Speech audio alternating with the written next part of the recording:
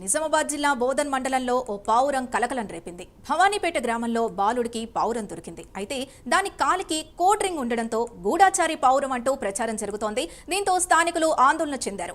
రెక్కలపై code letters ఉండడంతో గ్రామస్తులు పోలీసులకు సమాచారం ఇచ్చారు. దీంతో పోలీసులు ఘటనా స్థలానికి చేరుకొని పావురాన్ని స్వాధీనం చేసుకున్నారు. దాన్ని పోలీస్ స్టేషన్ కు తరలించి దర్యాప్తు చేశారు. అది గూఢాచారి పావురం కాదని చెప్పారు. రేసింగ్ పావురంగా గుర్తించినట్లు పోలీసులు చెబుతున్నట్టుగా తెలుస్తోంది.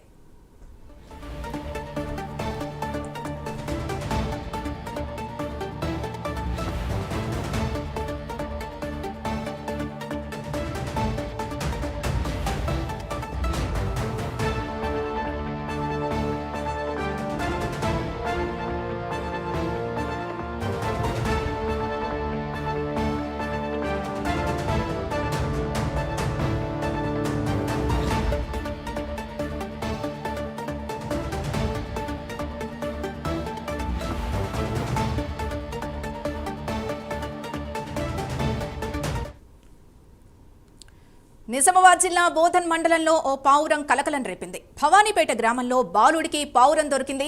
అయితే దాని కాలికి కోడ్ రింగ్ ఉండడంతో గూఢాచారి పావురం అంటూ ప్రచారం జరుగుతోంది. దీంతో స్థానికులు ఆందోళన చెందారు.